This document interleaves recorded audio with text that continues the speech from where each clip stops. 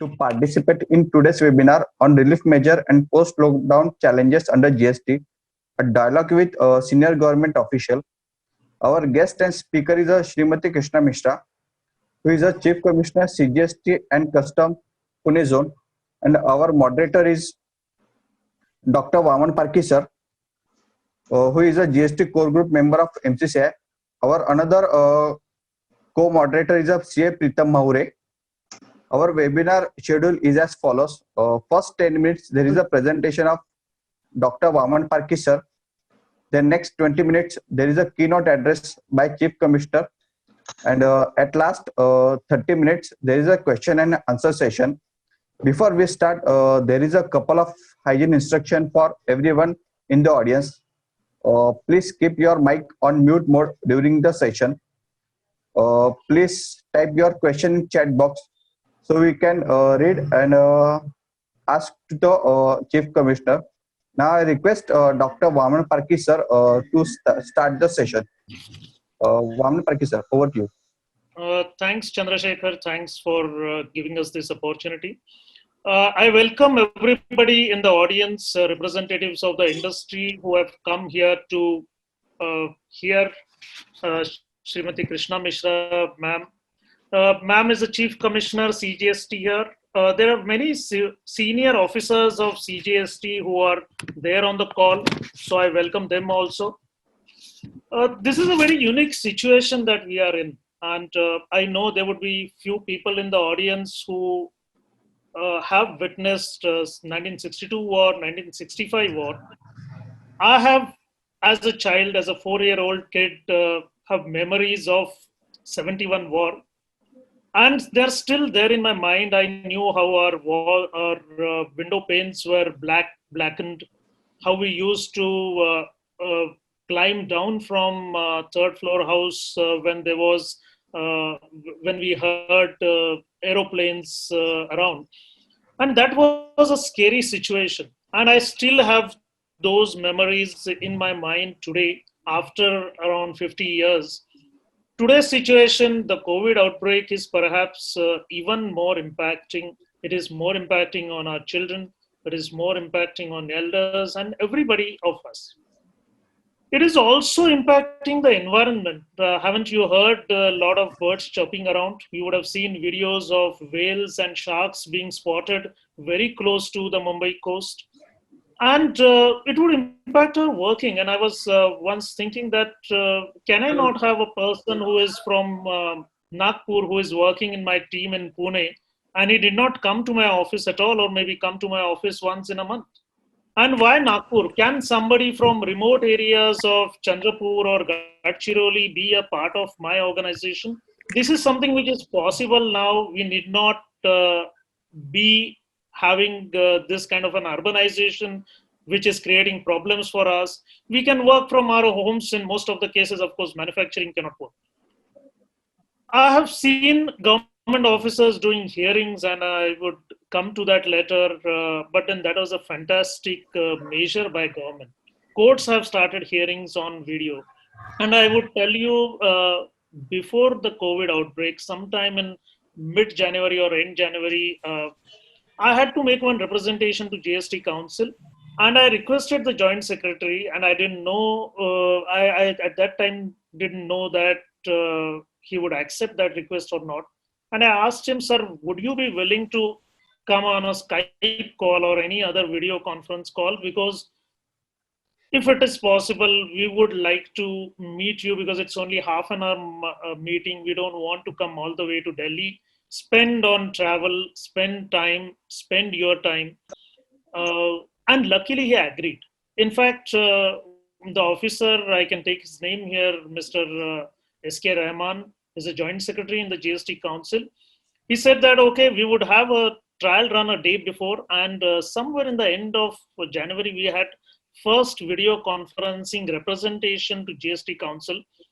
But the fact was the same idea when he put up to some other industry house. They declined to come on a video call. They said, no, sir, we want to come and meet you personally. What I'm saying is, even industry was reluctant when government was forthcoming to have a video conference in this session. COVID has made us realize that we need not meet personally. We can have chat on video conference. And I would take Madam's example here. She had her first RAC conference almost a month and a half back on video conference. The NIC video app called Video that we used, and we had that conference. And it was as if we had a normal RAC conference, RAC meeting. And that is something which COVID has told us that it is possible, something which we are negating for so many days to come. I've heard one of the MDs of a big auto company, he said that we want to conserve cash, we want to save cash, and one of the areas where we will conserve cash is our travel bills and our conference bills, because we are spending too much on conferences, too much on travel. They are saying, and this gentleman said that we will save 100 crore for my company in the year 2021. That is the saving that is possible. And that is something which we are looking at, because cash is king in this time. COVID is going to impact our economy. The IMF on 25th March, when it came out with a report, said that Indian economy will regrow and it will be perhaps growing at 1.9% growth rate. That was on 25th March. We did not know how much long the lockdown would be. Now it is almost 2 months old. Perhaps that 1.9 will further go down. Perhaps we will have a 0% growth. But then it is for us to take everything in hand and say that, okay, I will grow, my country will grow. And that is where, as an industry, we have to come together. We have to say that what I can do to grow the economy. And each one of us can actually take efforts to grow the economy. We have to give confidence to our people that their jobs are secure. Maybe there may be some pressure, there may be some reduction in the salaries, but their jobs are secure, because if people feel that their jobs are secure, then they will spend. If you and me spend, then there will be demand for everything that the industry is manufacturing. There will be demand for car, there will be demand for clothes, there will be demand for chocolates, there will be demand for TVs and refrigerators. And we should do that. We should give that confidence to our people, because that is what is ultimately going to help us. We should get out of that fear. We have to be careful, but we don't have to be afraid of this. Government has got a large role to play in this. Government has recently announced a financial package. 5 days, Honorable Finance Minister was coming on the TV announcing this package. It's a 20 lakh crore package which has been announced. There are lots of methods where loans have been given to MSMEs, to big corporates, and that is something which is going to help. And last but not the least, there are a lot of changes in the policies and the procedures to simplify things for people. Today, we are going to talk more on the last part, where I would request Madam to speak on that. We have seen government being very proactive, Madam, in last 3 months. There had been simplification, which I would request you to talk about, but then audio video conference I spoke about. People have been more than proactive, and I would give examples of officers from your commissionerate, chief commissionerate, Madam. Refunds, we have got responses from officers who said that, why do you want that 90% refund? We will process your whole refund within 21 days. Give us these documents and we will process this. So that is a proactive government which I am seeing. They are following up with other officers. I can take example of AEO applications which you are making. The officers of your chief commissioner, Madam, they are following up with DIC in Delhi, and they're saying that, okay, this is where it is stuck. They're giving us information that DIC is under quarantine because somebody was found out with the COVID infection, and that is why your application is not processed. This kind of support which industry wanted, Madam, we are getting it. We would request you that the same kind of support continues even in future. What we would need in maybe next 40 minutes is your views on how do you see this COVID outbreak, what government has done, if you can list it out. If you have some demands from the industry, let us know. Because I feel, Madam, in this difficult situation, we as trade and industry should work with government, and government has to work with trade and industry. I should be your partner in contributing revenues to the government, and government should be industry's partner in business growth, because this is kind of a cycle where if business grows, revenues come. If revenue supports business, then business will grow further. And that is when the new India we can build. That new India will have a very great future, and we will never look back. We would be the one of the superpowers. Our today's guest, Madam Krishna Mishra, she is a 1988 batch officer. Madam was earlier in Indian Police Service, then she uh, joined Indian Revenue Service. She is a zoology masters, and she's also a lawyer. Madam has represented the government in the CSTAT, and I've heard in many conversations where she has given an interpretation of law in an impeccable manner. That is what I'm looking forward to in the next 1 hour. She's a prolific speaker. I've heard her on many gatherings outside. One I remember was an ICA gathering about a year back. Uh, with that, Madam, I hand it over to you. Over to you for your keynote comments. After which we will ask you questions and request you to give answers to that. Thank you.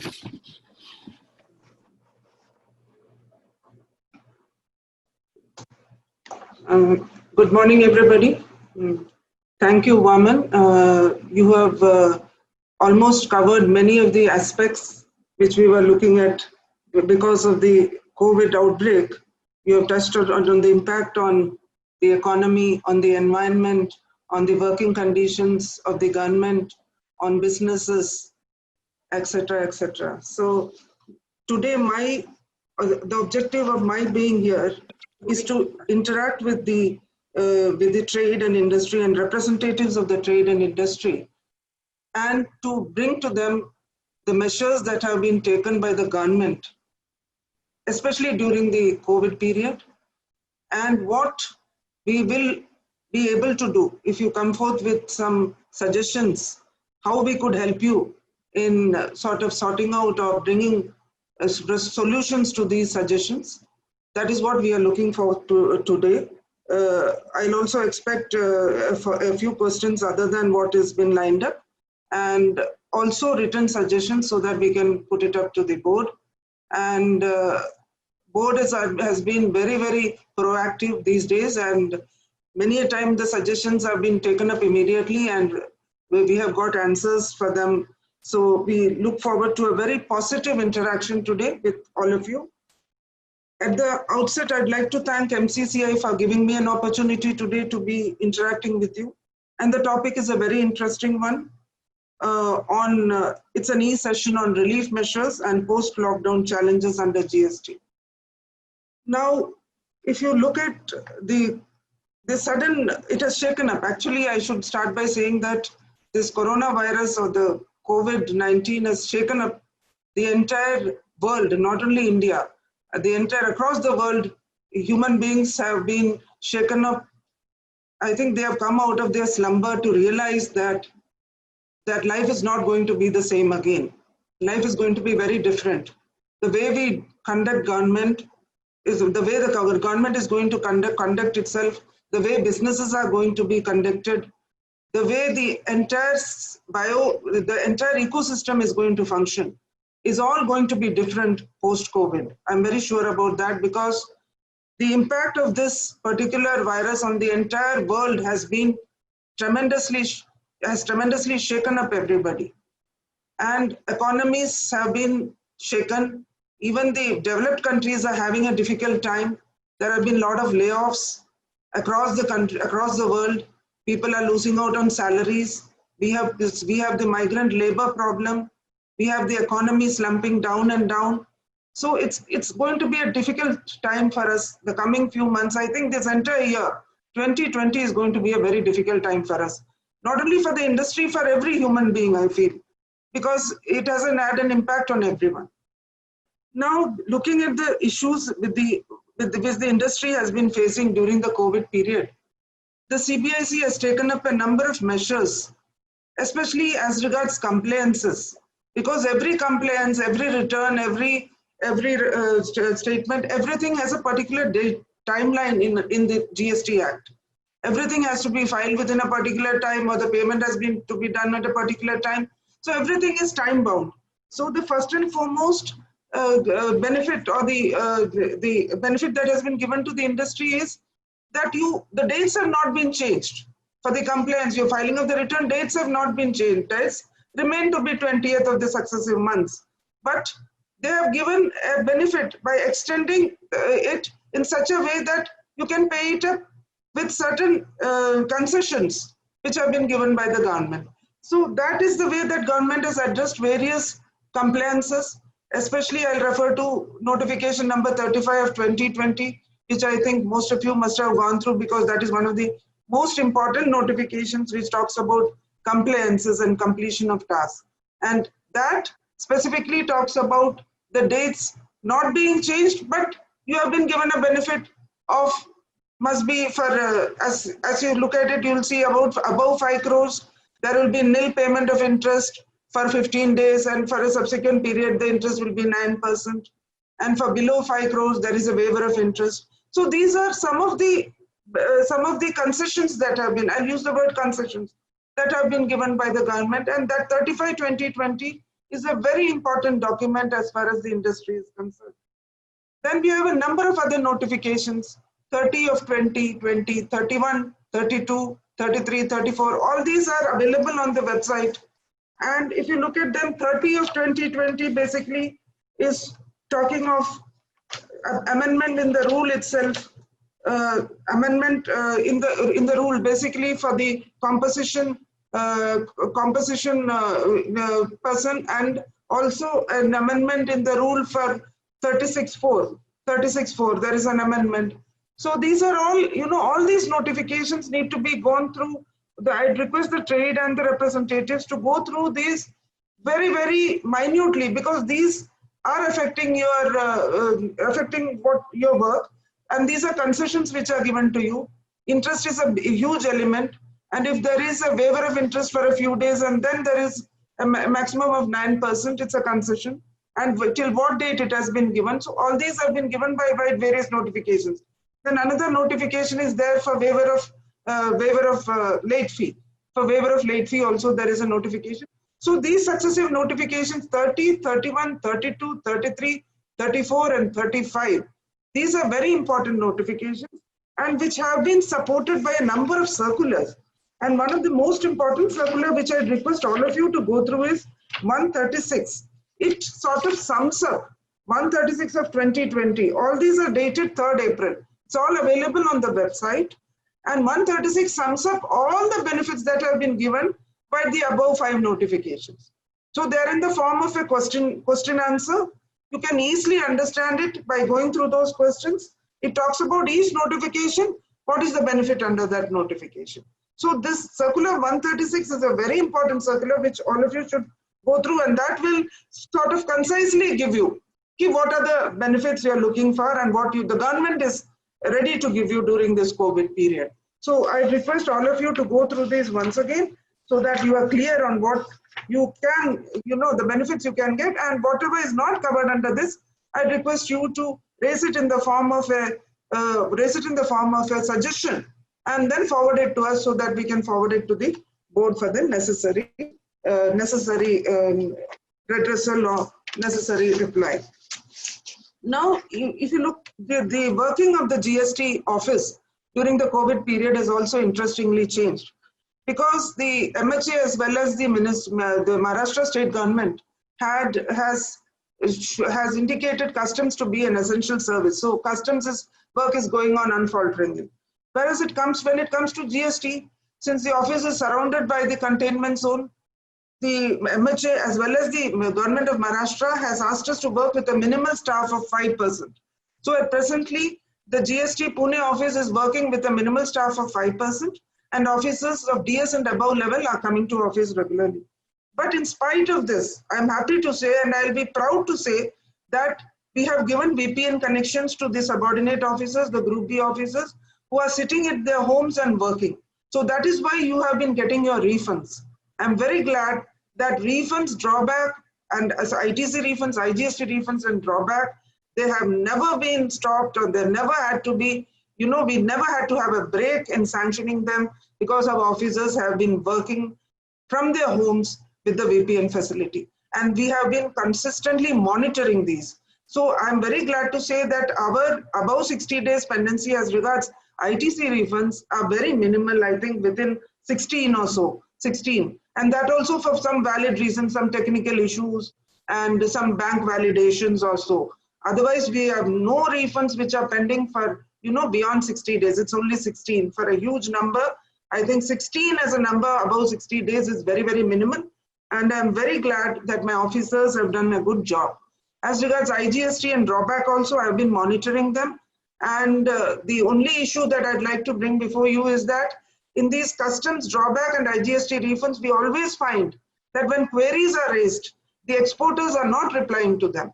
We have been emailing them, we have been talking to them, we have been telling them, please reply to the queries, and if there are some errors, please correct those errors. There are some bank account errors, please correct them. We have also taken up this issue with the CHA association and also with the other trade associations. We have mailed them the GSTN numbers of which are the refunds pending, so that the associations can take up with these exporters. But the response has not been very forthcoming. So this forum, I'd like to request you all to please look into this. These GSTNs are available with the CHA association. GST refunds also we have indicated, we have sent to the associations. So please ask your SSEs to ensure that the errors are removed. Even if it is COVID period, we are working. If they can come over or just send a mail or get their valid bank account numbers corrected, we can immediately do them. So please ask them to do, because we also know there is a liquidity issue with the industry and we want to ensure that they get their money on time. So this is my request to you, because some of the refunds on the IGST side, some drawback and some ITC refunds are held up on account of some information pending from your SSE's side. So please take it up with them. The GSTN numbers have already been shared. Please help us in sanctioning these refunds. Now, during this COVID period, I'd also like to inform you that CBIC has been using technology in a great way during the COVID period. See, as far as customs clearances are concerned, we have had 24/7 customs clearances going on, especially Pune and Goa customs. We didn't have many evacuation flights coming. We didn't have much cargo coming in from abroad, like PPs, masks, not many of them. But our major ports like Bombay, Chennai, Calcutta, Bangalore have had tremendous traffic, tremendous cargo traffic during this period, with lots of PPs being imported and masks being imported. And we have done, I'm sure our department has done an excellent work doing the 24/7 customs clearance. Everything has gone on smoothly, and our officers have been at the front working, and with all the safeguards being taken. Now we have also, I'd also be proud to say that CBIC has started the e-gate pass, the EOC, electronic out of charge also. So that has also helped the importers in a great way. Then we have a separate and to look into the activities of the COVID activities or the public notices issued during COVID, the trade notices issued during COVID. All these zones have developed a COVID page on the website where you can just go and see what are the activities taking place or what are the public notices issued by the respective zone. Everything is available on the COVID page, be it customs or be it GST. So everything is available. You can access them also. Then we have a coronavirus help desk on IceGate website. We have that. Then as far as GST is concerned, we are having VPN access. So all officers are working from home. There is no hitch in the work as far as working is concerned. Then we are also getting most of the documents through emails, because physical contact is to be avoided. So we are in touch with the SSEs and emails. We are getting all documents because we have a lot of show cause notices also were issued. So we have wanted certain documents. So we are getting all those documents on emails. And in certain cases, of course, the CAs say they're not able to go to their offices because they're in the containment zones and they're not able to open up the offices. There we are stuck. Definitely, we are not in a position to do anything much. Then regular video conferencing we are having with the stakeholders. The customs is definitely on a regular month, almost on a monthly basis, the commissioner is having a video conference with all the CHAs, with the other stakeholders to see what are the problems being faced by the exporters or importers, as the case may be. And now we have also started personal hearing by video conferencing. An SOP has been laid down and we are ready to have a personal hearing. We have been writing mails to, we have been sending mails to the SSEs to come forth, so that if they give their consent, we are ready to hear your case on video conferencing, be it customs or be it service tax. We are ready to hear it because we want to finish off our pendencies. There are a lot of show cause notices pending, and the same can be done for refunds also, because refunds also hearing, if there is a show cause notice issued for the principles of natural justice, we are supposed to hear them. That also our officers are ready to hear you on video conference. We are expecting that you will cooperate with us and come forth for this. So these are basically what CBIC has been doing, leveraging technology to serve the taxpayers during the COVID-19 period. So basically, we are with you. That's what I want to say. At the end of all this, I want to say is, we as officers of GST and Customs Pune, all our officers are with you, and they are all available on their mobiles, their landlines. The senior officers are all available. The junior officers, of course, might not be available because they are working from home. But anytime we are available, you drop a mail to us if you have an issue, we will immediately respond to it. So we are with you and we expect the same cooperation from your side. So with these words, I would like to thank MCCI once again for having given us this opportunity for this session. And I pass it on to Vaman to continue with the session. Thank you. Thanks, madam, for a very crisp explanation of what government has done. And what I really appreciate is the way you said that government will continue in the same state in future too, and that will really help industry a lot. I have worked in the government, and maybe that is why I have got better words for government, but we'll hear from industry as we go across in the questions, what do they feel. And madam, we have received about 24 questions earlier before this webinar, and about 10 odd recommendations for you. I would request Mr. Rajesh Shukla, he is the indirect tax head for Tata Motors, and Pune being the auto hub for the country. Almost 11 OEMs of auto are here in Pune. I would request Mr. Shukla to be kind of a representative of auto sector. Mr. Shukla, if you can come live on this, if you are there on the webinar, and put your points briefly, because we are short of time, only 30 minutes are there with us. If you can take a few minutes to explain your issues or recommendations, and then I would request madam to come out with her reaction to Mr. Shukla's points. Mr. Shukla, I would also like to hear from you how you are seeing government reacting in this COVID situation, because that will be industry's response I would like to take. Over to you, Mr. Shukla. Thank you, Aman, and thank you for inviting us for this interactive session with Madam. And I really appreciate the way Madam has explained the relief which government has provided. And definitely, it is one of the proactive government response which I have seen in my career. So thank you very much for that.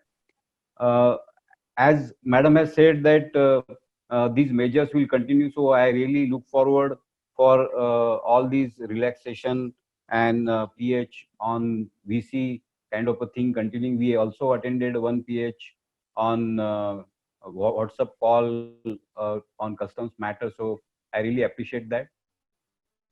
Coming to points which we feel needs attention, I'll divide into two. One which can be resolved at local level by Madam and her officers, and secondly the items which we would like them to recommend to central government as our representative.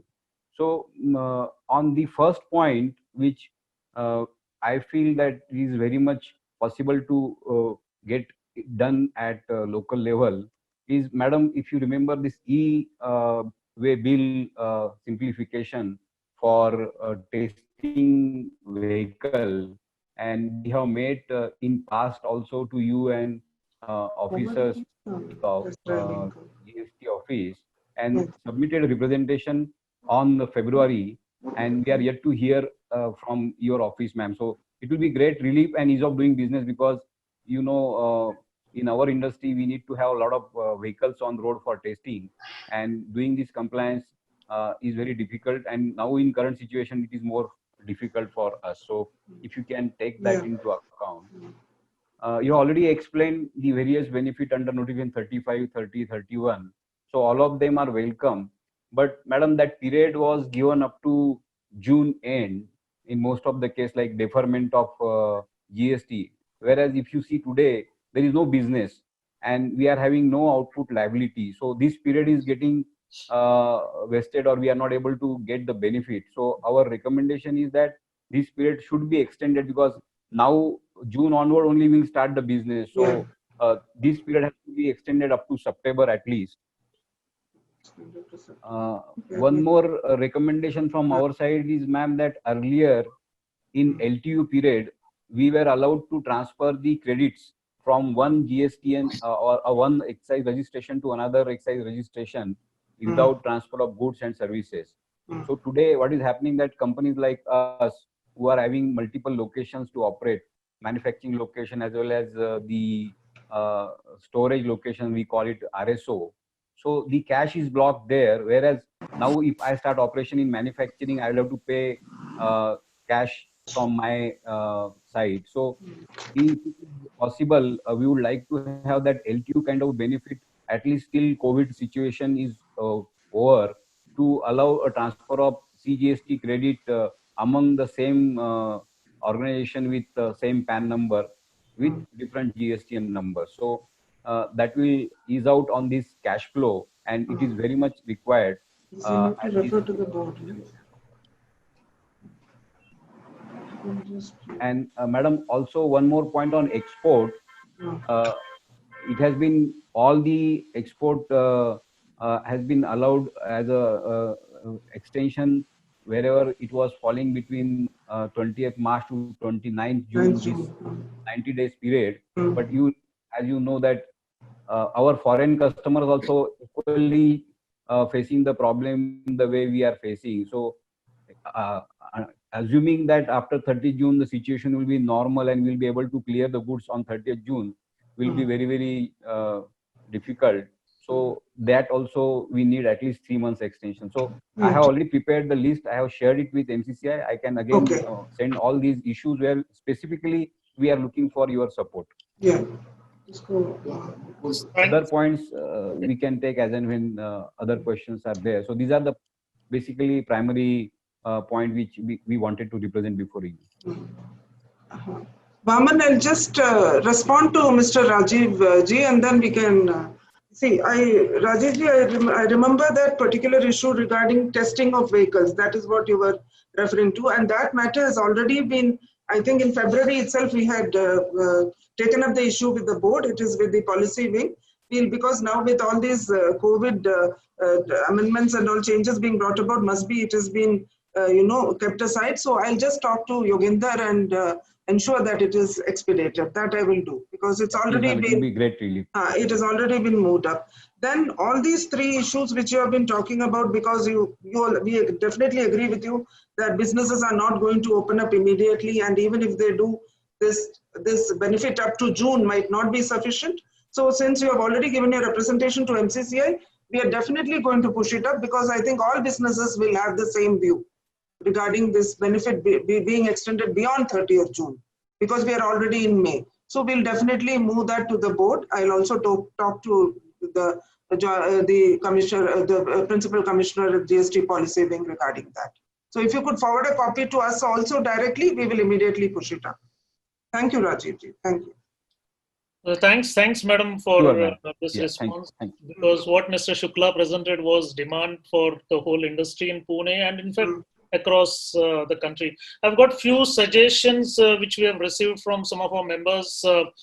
One is, madam, in one of the notifications, notification 38, we have allowed now electronic verification code, EVC, instead of DSC, also as a method of validating our returns. Now, many times people find it difficult to apply the digital certificate, and EVC is much easier to apply. Our only request is that currently this is applicable only to GSTR 3B and GSTR 9. Can it be extended to GSTR 1, GSTR 6, DRC 03, and all these applications which we use? We have already sent it. No? Okay, you already sent it. Yeah, because this point was taken up in our last meeting. Vaman, if you remember in the last meeting, which we had 1 month back, this point was taken up of digital signature. So that point is already there with us. Thanks, madam. Some of the cases, members have said that because of non-reconciliation of GSTR 2A and the GSTR 1 of the suppliers, credits are blocked. It's fine, madam, because that is what the government's in hand, what government has in hand to ensure that compliance happens. But unfortunately, many times we do not know who has blocked, and we have to run from pillar to post who has actually blocked, whether it is DG Anti-Evasion, whether it is the Anti-Evasion in the commissionerate, whether it is the local commissioner, deputy commissioner, and so on and so forth. Is there any method portal can have where they prescribe that this is the officer, this is his phone number, and this is his email ID, because we can actually contact them and get the issue resolved if at all there is anything to work with? No, actually, Vaman, our office is sending a mail immediately as to who has blocked it and why it has been blocked. We are sending. I don't know whether other officers are doing it or not. Okay, if that is, madam, happening, then I think the problem. And there shouldn't be a problem to know as to who has done it or choose this thing. It is the commissionerate level or the DGGI is doing it. There should not be a doubt.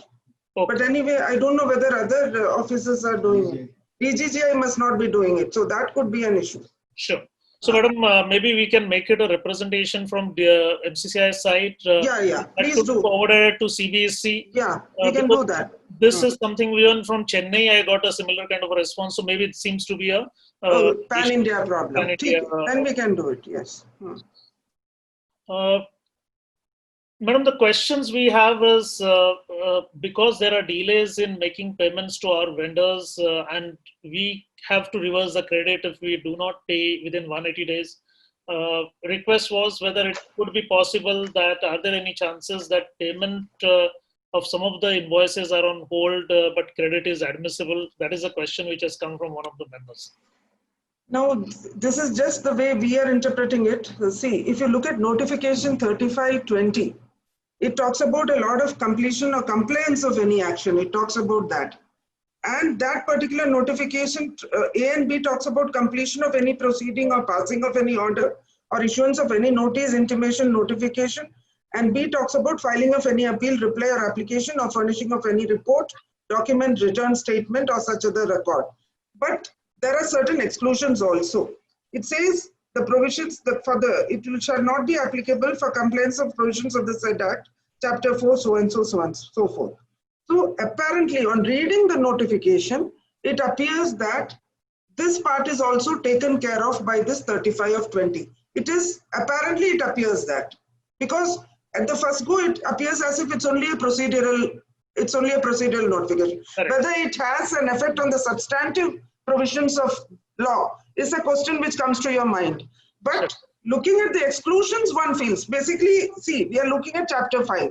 If we are talking about credit, it's falling under Chapter 5. Chapter 5 has not been excluded here, if you look at it that way. So that is how it is, my interpretation actually. But since it is not specifically coming out, since you have raised this issue, we will also put it up to the board so that there is a specific clarification. So this is apparently it appears like this. This is our interpretation, appears like that. Because it doesn't fall under the exclusion. Chapter 5 is not falling under the exclusion. That will be really helpful. We'll do that. Another one is on the 36.4, Rule 36.4, we had some amendment which said that from February to August, it will be treated as one single period, and there will not be any compliance to 36.4 required till August return, and then we will, on a whole basis, 5 months, 6 months, we will have to do that compliance. That is the provision. The question is that we have started 36.4 from October 2019. There were unmatched credits between October to February. Can we take those credits during this period? Definitely by September, we'll ensure that only those credits where GSTR 1 is filed by the vendor only are kept there, and we will not take further credit. Is it possible? Because that is one interpretation, because it is very difficult to segregate credit for the earlier period and the current period.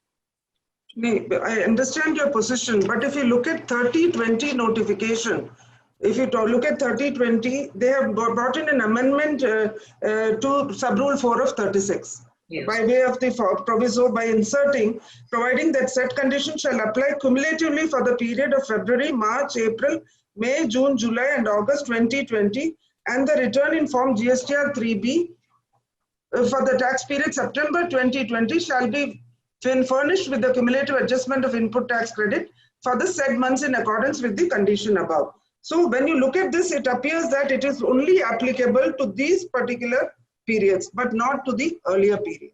This is our interpretation. So even if the invoice is for the earlier period, but credit taken during February to August, would it apply? Because that is also one situation. Yes, that is a situation, but reading of this particular notification, and Circular 136 also has, if you go to Circular 136 of 3rd April, that there is a specific query whether restriction under Rule 36.4 of the CGST rules would apply only during the lockdown period. That has been specifically replied that it will be only applicable during February, March, April, May, June, July, and August 2020. So to stretch it beyond, retrospectively, it is, as far as apparently it is not within the ambit of the notification as on date. Okay. Madam, another question is, we are going to refund now, where we have got a question which says that till the time the procedure of uploading documents on the portal, JSTN portal was not there, we used to submit hard copy documents. And many times in the past, the refunds have been rejected because hard copy documents have not been provided. These appeals are now filed, and the appeals are lying with the commissioner. Commissioner has got about a year to process the refund claims. We have the documents. Can you expedite in this COVID situation these appeals, request commissioners, and get this quickly passed so that we get some money where it is we are eligible? Definitely, Vaman, because I don't know whether you have missed out on the 2 trade notices issued by Commissioner Appeals 1 and 2. There is a trade notice dated 28/4/2020, wherein they have said guidelines have been set for conducting personal hearings, and also they have also said you can file your appeals if done for the appeals. So that trade notice has also been issued that you can, for the COVID period, we are ready to accept e-filing of appeals, and also by video conferencing they will be holding the personal hearings. So for Commissioner 1 as well as Commissioner Appeals 2, both of them have taken out these trade notices. Please contact them on email, get a date fixed, get your hearing done, and please do finish off your case. We have no problem with that. It has already been issued. Thanks. And they have been coming to me saying that the response is very lukewarm. This is what the commission, both the Commissioner of Appeals have come and told me, ma'am, we have been sending mails, but the response is very lukewarm. So this has been done already for e-filing of appeals and video conferencing. Madam, on behalf of MCCI, I can assure you that we will take I'll take personal interest in that. Please do. MCCI will follow up with our members at least and tell them that when government is walking one step, you will also have to walk one step, because otherwise there's no point in criticizing government all the time when we are not doing our bit. Please do that. Madam, another question again coming back to ITC. Because of COVID, we are getting a lot of COVID related material, whether it is sanitizers, gloves, masks. Question was whether credit would be eligible, whether it will be treated as a personal consumption, I personally feel credit should be admissible because organizations work with human beings, and like chair and table is available, this also should be available. But if government can issue a clarification, that will solve a lot of audit objections, questions, ARs and all. Yeah, I I think that I think credit should be admissible, but it's better to come in the form of a form of a- clarification by the CBIC itself. Correct. So that we will raise to the CBIC. You can just give me the Sure. suggestion. Similar, madam, is the issue of insurance, because the way 17.5 is worded, insurance is admissible only when it is mandated by law. Yeah. Now, Ministry of Home Affairs circular of 15th April, which is issued under Disaster Management Act, mentioned that you should have insurance of your employees. Unfortunately, from 2nd May onwards, all instructions which are actually saying that all previous instructions are now superseded do not mention insurance as a requirement. If somebody takes a very extreme view, one can say that this is not required, mandated under law, but this is something which is required. And secondly, if I've took a policy on 15th of April for my employees, this is always for a year. I believe this credit should be admissible, but request if you can take this point also and say that this is admissible, it would be really a great help for the industry. No, that is my interpretation is that it should be admissible, and because whatever is mandatory, because what the wording is that the input tax credit in respect of such goods or services or both shall be available where it is obligatory for an employer to provide the same to its employee. So where it is mandated, you should get the benefit of credit, no doubt about it. Only thing, somebody can raise a question that... Yeah, because the other one has superseded it, so there could be an issue. See, well taken point, so we can raise that also. We will raise that also, but otherwise as it stands, I'm very sure you should get it. Okay. There should not be any problem. Sure. Another very hot question is director's remuneration. Rajasthan AR had unruffled a lot of feathers. That's true. That was not enough. Karnataka AR recently on 8th of May came out with another. They have also come out with another order, which is favoring the industry, though it is in case of a private one single person. We would like if, because I remember in November 2018, we had meeting with then Revenue Secretary, Mr. Adiya sir, and he had said that whenever there is conflicting advance rulings, we would issue a circular. Our request is if you can let CBC know to issue a circular. I know nowadays issuing circular is not so easy because it has to go through a GST council, approval by the states and all those things. It takes a bit of time. But then that will solve a lot of unnecessary litigation in this area. Yeah, I have gone through those advance ruling judgments myself. Though I feel advance ruling is binding individually on the individual case, but it cannot be taken as a precedent. But however, and as things stand today, I think GST is not applicable on salary. That is my understanding. But any other remuneration, it should be applicable on reverse charge. However, the policy wing is coming out with a clarification. I've spoken to the policy wing. They're coming out with a clarification. So I think your issue should not take much. That is a very good news.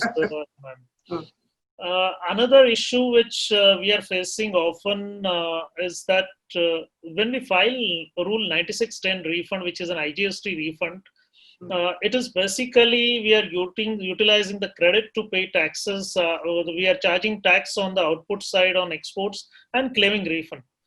When we claim refund under 89.3, it is actually refund of input tax credit where I can know what credit I have taken. But when I'm paying tax on the output side, all this credit on services, inputs and capital goods comes together. Even transitionary credit has come into that bucket and everything is mixed up. What sometimes officers are asking us that show us the invoices through which you have paid these taxes, which is impossible to prove. We just wanted to know how should we tackle this or do we do it on a FIFO basis, but I still feel it is not that logical to do. No, basically, I think this is because there are a lot of fraudulent claims. That could be the reason why they're asking for a reconciliation of all these documents. But what I've understood is there was a circular earlier, 3711 of 2018, which has now been superseded by 125/44 of 18/11/2019. And in that particular circular, they're only asking for invoices which are not reflected in the GSTR 2A. So they're not asking for all the invoices. They're asking only for some invoices which are not reflected in GSTR 2A. You can just have a look at it. Sure, sure. So I don't think there is any need to produce all the invoices. Our understanding is this, but you can always have a look at it and get back to us. This should serve your purpose. Another on the refund side, which is again IGST refund, we are facing many times some issues because of compatibility issues between GSTN and the IceGate portal, because the shipping bill data goes to GSTN and they talk with each other. Many times the shipping bill data doesn't get transferred to the IceGate portal, and that is why the exporter doesn't get the refund. It's just not reflected. And at that point of time, it is very difficult to coordinate first with the GST and then with the Directorate of Systems in Delhi, sometimes in Mumbai. Is there any way possible that we have some coordination point from government which does it? Because many times for small exporters, it is not possible to run from GSTN to DG Systems and to Commissioner. So I think you can just check up with the port of export. That is where you should check up. Okay. The exact port of export should be the contact point where you could get the details clarified.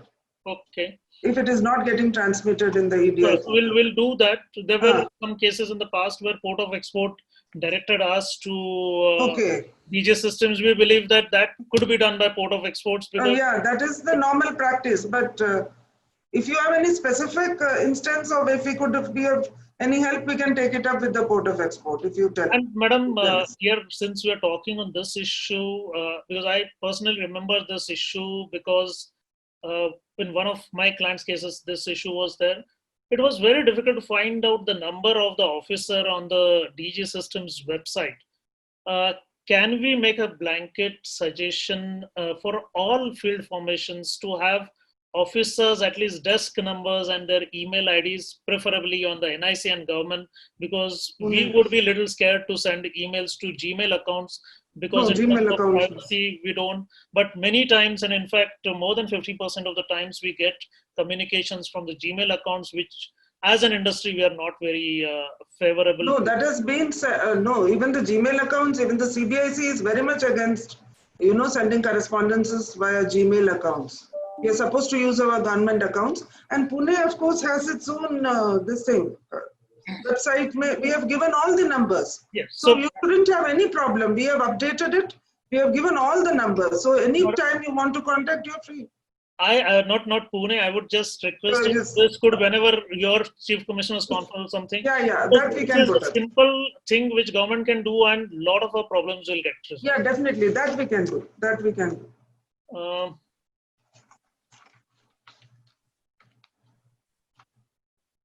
There is one issue which has been raised.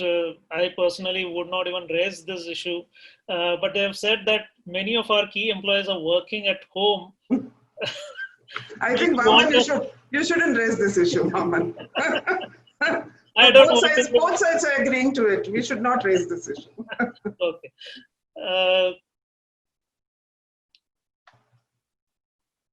So we have spoken on CSR expenses on various things. We have given food to the migrant labor. But that will also be going beyond, CSR. You're supposed to do it it is a responsibility that you have to fulfill.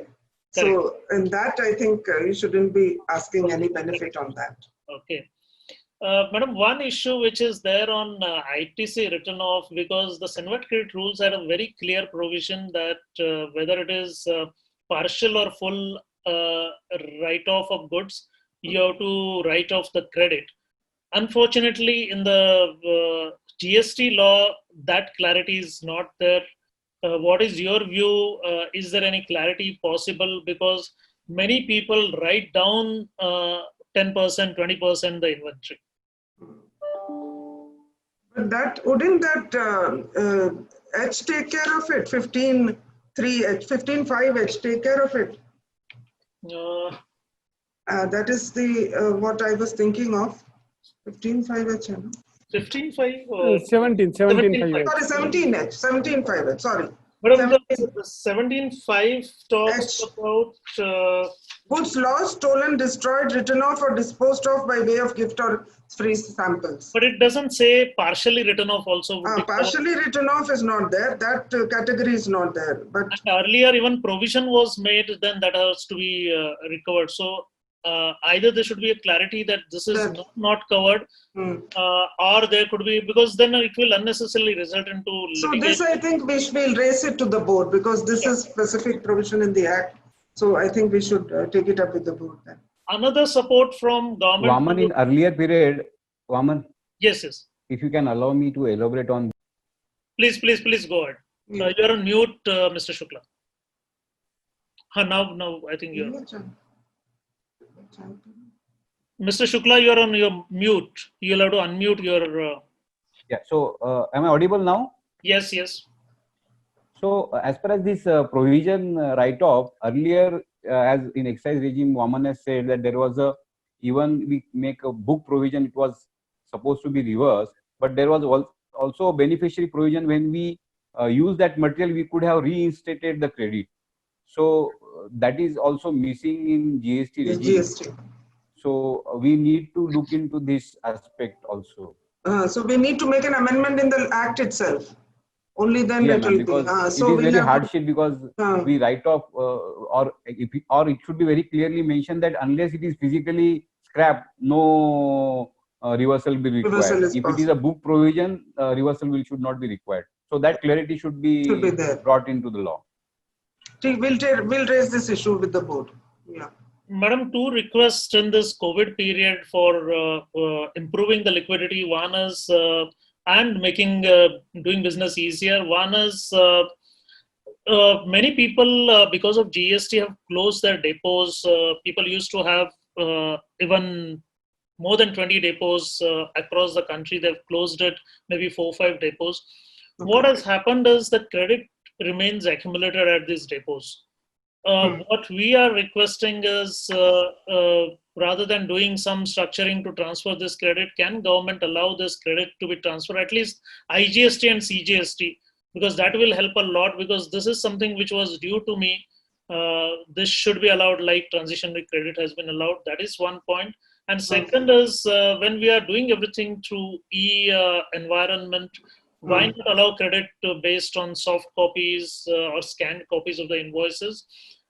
Because we should get out of that mindset now that we need a hard copy. Hard copy. No, but both these issues which you have raised are presently you're not eligible for credit. But since you have raised the point, we can raise it with the CBIC. Sure. We can ask them because as on date, we don't have any such provision under the law. Okay. Madam, we have finished the questions I have. If you have any time and any questions you would like to take from the chat box, otherwise, from my side, the questions are full. Vaman, one more point. Box is full. Vaman, one more important point, if you allow me to put, the valuation in case of cross charge. So what is happening, ma'am, but we need your support, ma'am, on this point. Yeah, I've seen the point, but that is also a policy issue which we'll have to take up. It's some cross charge, no? Yes. Yeah. So, employee salaries, whether these are to be cross charged, we believe that they should not. Vaman, my point is different. As per Rule 28, if the recipient is eligible to take credit, then there is no challenge on the valuation. Whatever value we declare on the invoice is accepted as a transaction value. But what happens in some cases, the recipient like branch or other manufacturing location, they have certain exempt income like interest, or they are providing electricity to group companies or medical facilities or residential accommodation, which are exempt. And on that, we are supposed to surrender proportionate credit. So small amount should not become hindrance in the valuation when the headquarter or head office is transferring the credit, and value should not be challenged. So that is the small point which we want to make. So if we can make some amendment in that rule 28, that if the turnover is below 10% or 5% exempt turnover at recipient's end, then there should not be any challenge to this. Otherwise, it would lead to a lot of complications. So this also, I suppose, Mr. Shukla, you have given this suggestion to the MCC. Yeah. Yeah. We have given, ma'am. Okay. Thank you. Madam, thanks a lot for being with us. You had been. I'm not at a time to look at the chat queries because there are so many queries whether government is considering reduction of GST rate on automobiles, which I will not be in a position to reply to. And now are GST refunds against SEZ transaction being proposed online without any physical documents? And these are also some of the policy questions which I find it difficult to answer. If there are any other questions pertaining to the Act itself, one can look at it, but policy issues, I'll find it difficult to reply. Wait a minute, let me see this. And then somebody has asked to share common email ID for refunds in Pune. That we will do. Definitely we'll share. We have no issue with that. That we will do. Then, Madam, would you like to take up this issue of post-supply discounts? Typically, because now substantial stock is lying with the distributors right now, and it is likely that all the distributors would be given a new discount. One can call it like a COVID discount because they are unable to supply the goods in the market. So this discount was not specifically mentioned in the agreement when the supply was made. That is in the financial year 1920.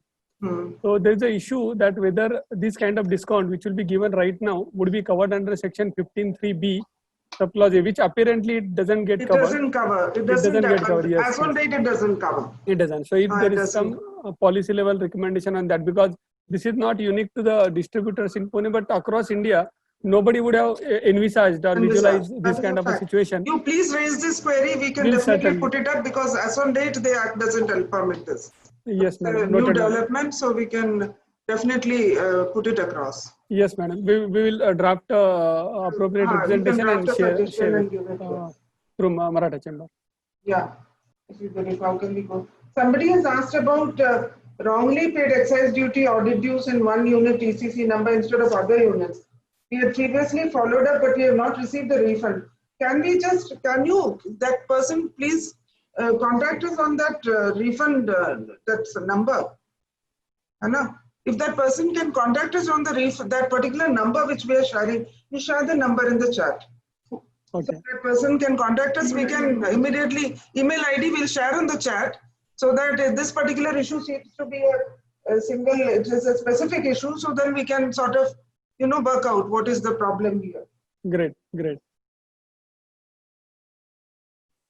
Madam, there is also one technical glitch which we have seen a bit more common.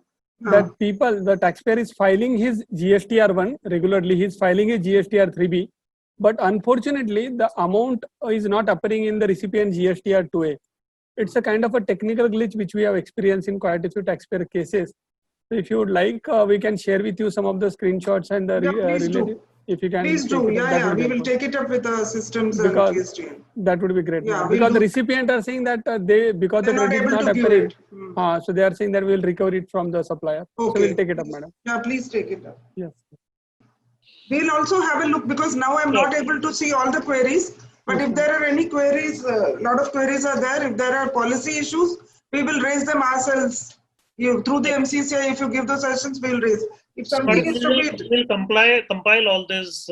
Please do compile all the queries. Whatever are specific situations pertaining to Pune, we will resolve them. And we'll just, Akash, just share the email and so that any refund issues we can immediately look at. We have Madam Joint Commissioner Sir's. You have that, so please ensure that. And once again, I request all of you to please take the opportunity of filing an e-appeal and having your PH done on video conference, especially for appeals as well as for refunds. And also please give the details if there are any errors in the customs side, a lot of errors, please ask your SSCs to correct them, and queries raised to exporters, please ask the exporters to reply to them so that we can process our refunds. We also have a particular target. So that would be of great help to us. So, Madam, really thankful to you have been on the call. This call was really successful, and I'll tell you because I handle a lot of webinars, and This is the first webinar where I've seen that the number of people in the first 15 minutes have increased by the end, because normally it drops down to half by the end, which shows that people found it interesting. People found that their queries are being answered. And the whole credit goes to you, madam. Really thankful on behalf of the industry and on behalf of MCCI. I think there would be a lot of requests to have these webinars again and again. I'll bother you again. Yeah, definitely. We are ready to interact with you. Please give us at least 2 days notice. We are there for you. No issue. Thanks a lot. And like Thank you so much. Thank you, everybody. Thanks. Thank you. Have a great day. Thank you. Thank you.